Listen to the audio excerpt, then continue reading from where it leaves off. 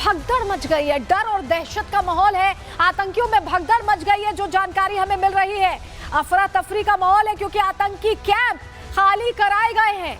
ये बड़ा अपडेट, 7 से ज्यादा आतंकी लॉन्च पैड खाली कराए गए हैं। वही इलाके जहां से ये आतंकी घुसपैठ करते हैं। हमारे सहयोगी जतिन हमारे साथ सीधे जुड़ रहे हैं। जतिन, ये बहुत बड़ा इनपुट है, पूरी डिटेल दीजिए, कैसे लॉन्च पैड खाली कराए जा रहे हैं? इतना डर गया है पाकिस्तान?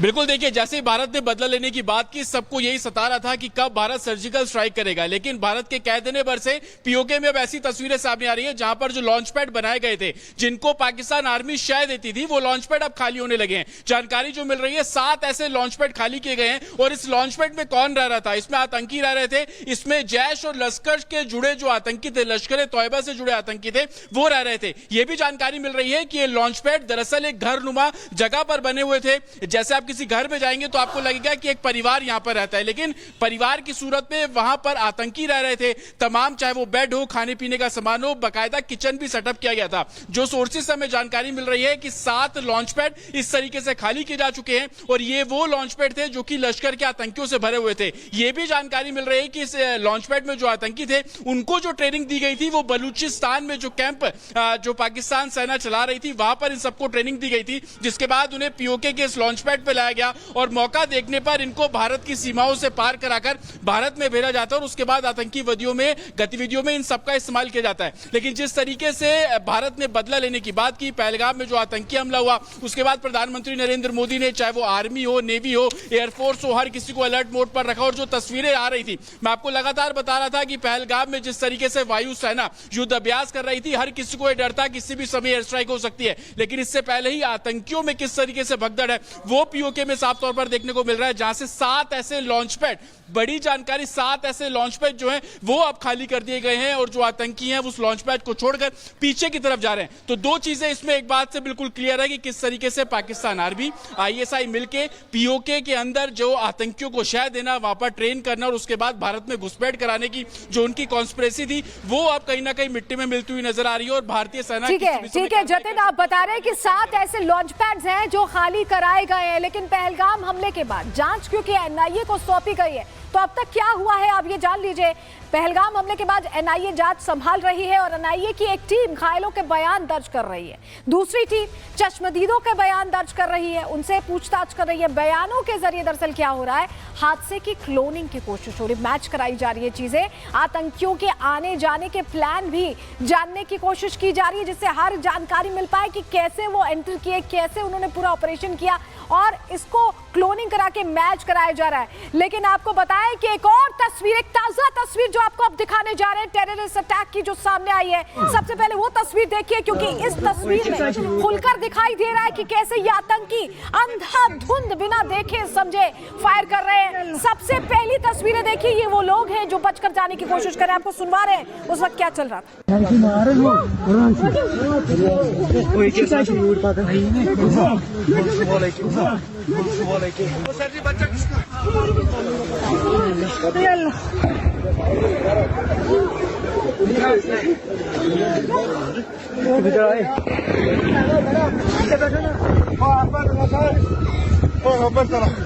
कस्टमर मगर ना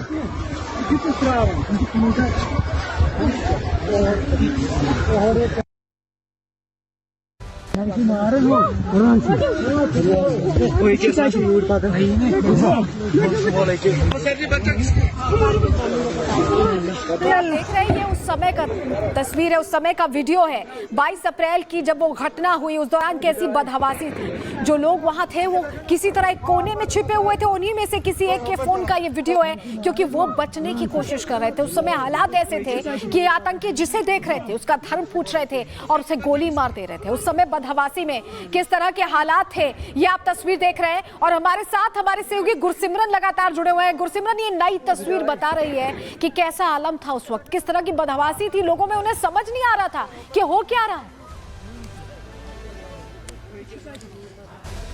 Yes, Abhishek, these video, 28-second video was taken by one of those who were there.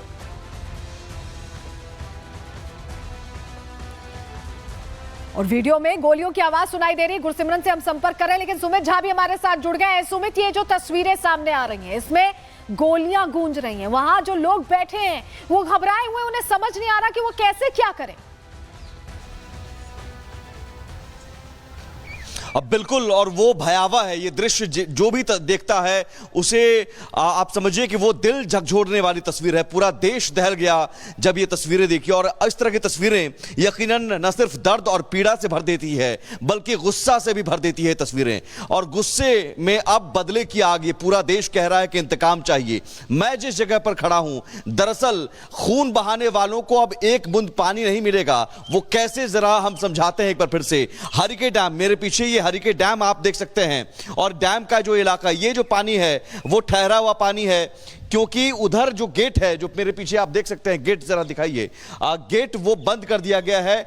32 gate, Sutlej और व्यास नदी का संगम और सतलज और व्यास नदी का ये पानी अब तक पाकिस्तान को जाता रहा है। बीच बीच में इसका गेट खोला जाता रहा है, लेकिन अभी सारे गेट बंद कर दिए गए हैं। और दूसरी तरफ जो पानी है वो दिखा रहे हैं, आप बता रहे हैं कि वहां किस तरह की स्थिति है, लेकिन जो ताजा तस्वीरें सामने आई वो डराने वाली हैं, क्योंकि गोलियों की टड़टड़ाहट यहां सुनी जा सकती है। लेकिन अब तक जांच कहां पहुंची है, क्या कुछ खुलासे हुए हैं? क्योंकि ये सवाल सभी के मन में है कि ये जो घटना हुई, इससे क्या क्या जानकारियां अब तक छनकर सामने आई, जांच एजेंसियों ने क्या क्या बताया है। चलिए पूरी डिटेल आपको दे देते हैं, क्योंकि कई अहम और बड़े खुलासे यहां पर हुए हैं। पहलगाम हमले में जांच में क्या मिला है, जान लीजिए। हमले की प्राइमरी जांच में बड़ा खुलासा हुआ है। बैसरन में हमले में 5 दिन पहले चीनी ड्रोन देखा गया था, स्पॉट किया गया था, और इसी चीनी ड्रोन से बताया जा रहा है कि रेकी करके भीड़ का आकलन किया गया। घाटी में हथियारों की खेप भी ड्रोन से पहुंचाई गई, ये जानकारी मिली है। इसरो से समान रेडियो सिग्नल ट्रैफिक की जांच की गई, और तब पता चला कि आतंकियों ने घोड़े वालों से क्षेत्र की रेकी करवाई।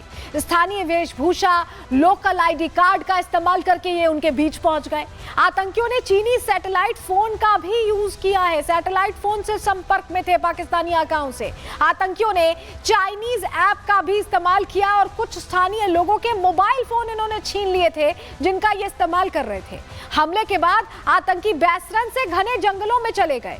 घने जंगल से पुलवामा और अनंतनाग के रास्ते की ओर उन्होंने रुख किया, और हमले के बाद से ही इन रास्तों पर हलचल देखी गई थी। ये सारी जानकारियां चुनकर सामने आई हैं जैसे जैसे जांच का दायरा आगे बढ़ा है। और जरा आपको तस्वीर दिखा देते हैं कैसे एक्शन लगातार हो रहा है, क्योंकि बड़े स्तर पर एक्शन की तस्वीरें हम आपको दिखा रहे हैं, और वो तस्वीर अपने आप में बता रही है कि भारत किस तरह से तैयारी कर रहा है। जरा तस्वीर देखिए, आतंकवाद के खिलाफ बड़ा एक्शन लेने की तैयारी, और यही तस्वीरें हैं जिन्होंने पाकिस्तान की नींद उड़ाई हुई है। ये देखिए, 13 से ज्यादा जगहों पर छापेमारी हुई है, और इस छापेमारी के जरिए कोशिश की गई उन मददगारों को पकड़ने की जिन्होंने आतंक में साथ दिया है, उन्हें पनाह दी है।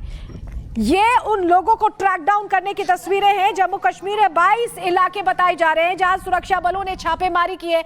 डोडा, किश्तवाड़ सब कुछ शामिल है। और इस बीच आपको बताएं कि भारत ने डिजिटल स्ट्राइक भी कर ली है।